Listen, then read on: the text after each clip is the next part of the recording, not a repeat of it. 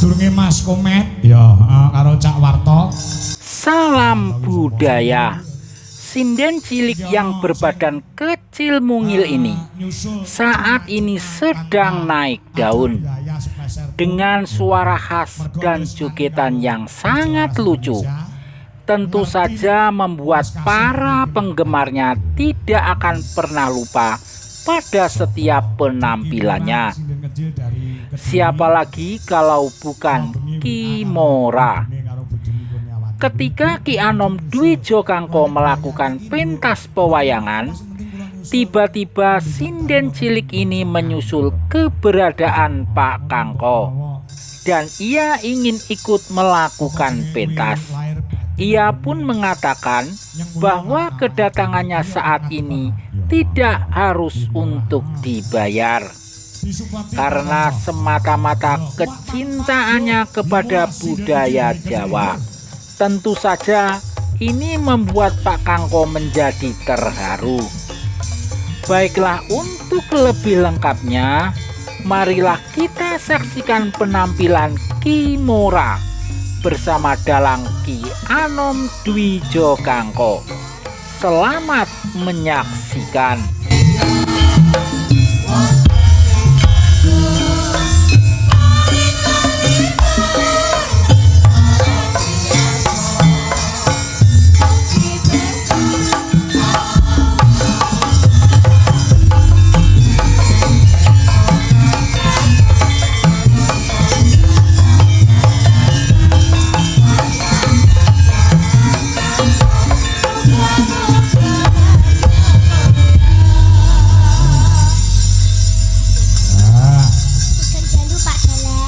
Dalu Dek Kimora.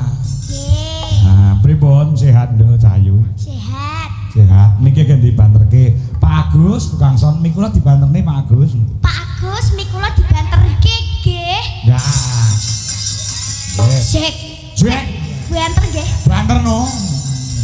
Nggih. Nah. Dalu niki alhamdulillah saged pentas wonten ing Balai Desa Bangsongan ya lho. Nggih. Nah, wis tau rene urung? Dereng. Dereng nggih. Nggih. Makasih lho ya. Nggih. Kula mboten usah dibayari mboten napa-napa. Sing penting kula nderek Pak Kangko wis seneng kula. Oh, ngono ya, Nduk. Nggih. Tanpa bayaran, ikhlas untuk Bangsongan. Tepuk tangan buat Dek Kimora yang sangat luar biasa. Nggih, matur Teko suwun. dhewe nggawa mobil, nggawa sopir, ora bayaran kok ya tegel men Pak Lurah. Nggih.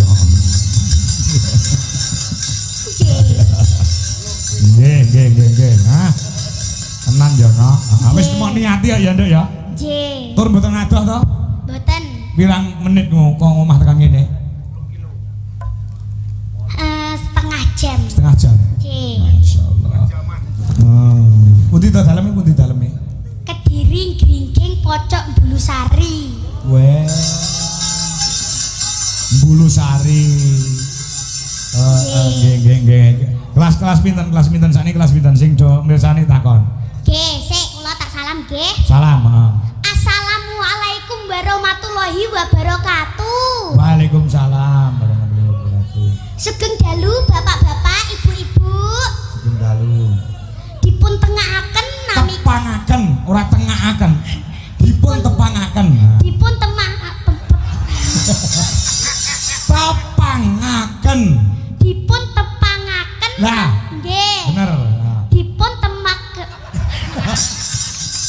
Terono Pak Kangko to. Dipun Pun te te pa a nga nga ken. ken. Nah, dipun tengahaken, Lho. dipun tepangaken. Dipun dipun tempakaken. Alon-alon nek ngomong dipun tepangaken. Dipun tepangaken Heeh. nami kula Kimora. Heeh. Kelas 4 SD. SD mana? SDN Grogol 2. Level 2. Nggih. Ah, deh. Nggih, murite Bulan iki nggih sing macai Bulan. Weh, Bapak iki kok genah nggih.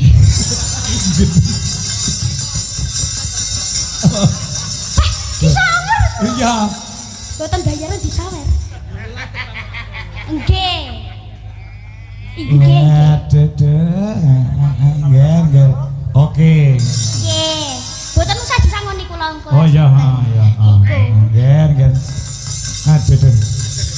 Iya, Oh, nggih. Jalan, Nduk. Napa? Saka Pak Kades Kades. diparingi. Buka ora? Buka toh. Oh, buka. Lagi dibuka ora penasaran. Penasaran udah penasaran ya. Nggih. Nah, saking Pak Kades maringi 200.000. Nggih, matur suwun nggih Pak Kades. Nggih, sami-sami. Mugi-mugi uripe sehat, terus rezekine kuwatah. Nduk, sik Nduk. Nek karo piyai sepuh ki aja uripe. Mugi-mugi gesangipun. Oh, mugi-mugi gesangipun Heeh. Pinaringan. pinaringan sehat nggih. Mugi-mugi rezekine lancar, nyawer kula maneh. Terus Sukses selalu. sukses selalu. Dipun Umur. paringi Diparingi sehat, sehat, panjang umur, panjang umur. dipun paringi kesuksesan. Ayo, tak ajari omong. Diparingi Diparingi kesuksesan, disesal, dipun paringi sukses. dipun paringi sukses Dunia akhirat. dunia akhirat Lan lan anggenipun anggenipun macung kepala desa macung pala desa tahun ngajeng tahun ngajeng saged saged dipilih warga masyarakat sedaya saengga dados kepala desa wonten Bangsungan malih. Kumat ngopo? alon-alon Pak Dalang Ya. Dados dados kepala desa malih kepala desa malih wonten Bangsungan. Bangsongan. Allahumma amin. Amin. Wis, salah. Nggih. Nembang ya saiki. Nggih. Wong atus kok ngene Pak Lurah. Tak gosek ya. Gosik. Kok pemane wis nyawerne. Iya. Arep nembang apa, Cahyu? Ngimpi. Loh, Lho, ngimpi. ngimpi. Nggih. Ngam- Niki kula kuwi napa? Nggih. Apa?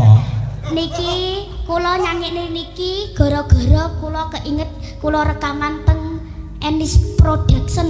Oh, ngono. Nggih. Tau rekaman to? Nggih. Iya. Nggih. Nyamboro ngono ta?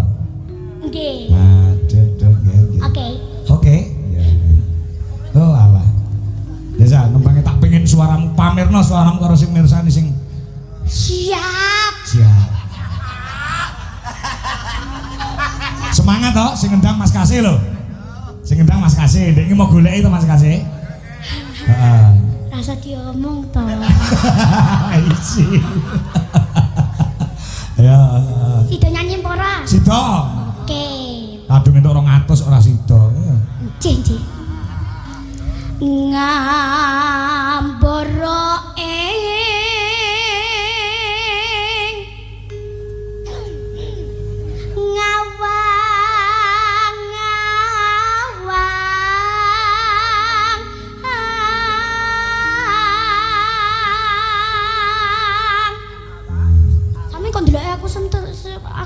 sampean kok ndeloki aku terus to? Heeh, suaramu apik kok, Nduk.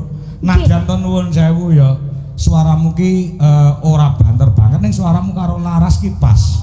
Nggih. Dirungokne kepenak, ora kemrungsung, ora kesusu nek nyuwara ki dinikmati nadyan to bentukmu kaya dangkel jati. Dadi Sampean kok ngenyek to? ora. Ya pancen sik cilik yo ngono kuwi sole gedhe ya wis kaya Mbak Niken ngono. Nggih.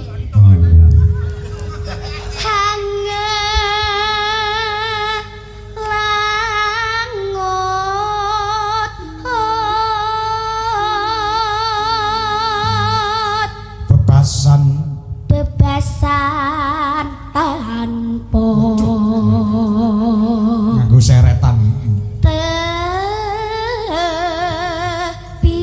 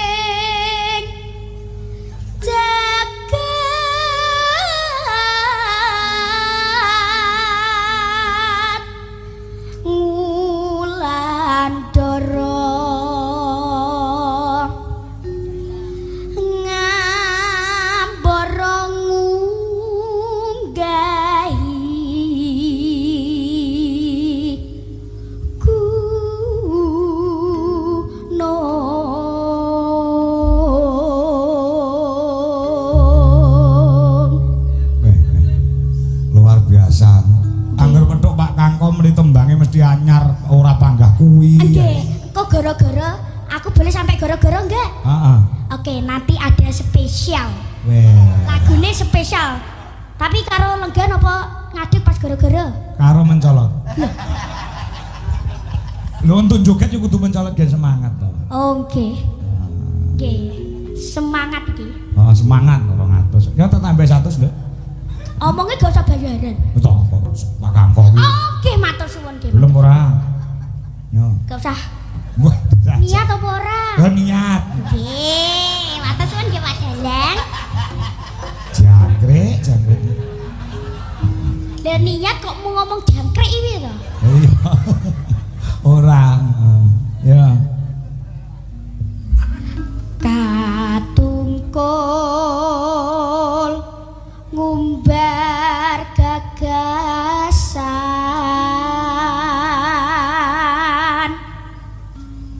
sak temah kinawa ngimpi.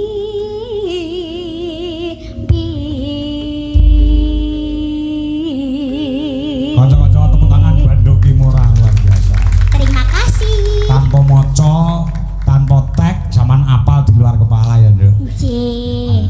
Kula saking pengene melu Pak Ki Anom bujo Kangkok. Heeh. Kangko. Kangko. Nggih. Aja kleru, kaya geben kleru. Pokoke aku pengen melu dalang Pak Anom Dwijo Kingkong. Ya, ya. Tapi kan kula mboten ngomong niku to. Ora, ngomong banyolan kok Nduk iki. Nggih. Nggih. Sampeyan iso mbanyol. Iso gitu. Oke. Oke no, cah kene kok. Wayang yo iso mbanyol e. Iso. Yo gawe sing andalane Mas niku, ayo dah niku. Iya. Cedah, gen. Nggih. Nempang ya. Nggih. Sripat sripit. Nggih. Ya, Nggih. coba. Sripat Seripat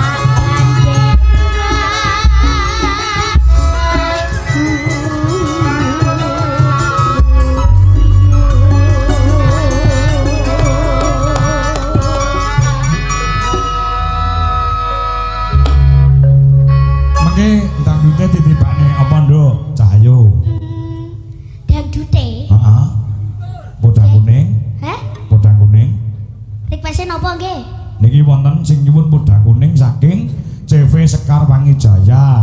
Menika saking Jakarta, saking Pak Slamet pengusaha atau perusahaan Sekar Pangijaya niki pudha kuning. Pudha kuning nggih mboten napa-napa. Apa anggian? Nggih. Masyaallah. Pas fit-fite. Apa? Pas fit-fite. Pas fit-fite ya. Nggih. Pas sehat-sehate ngono ya. Nggih. Nah, nggih. Iya. Wah.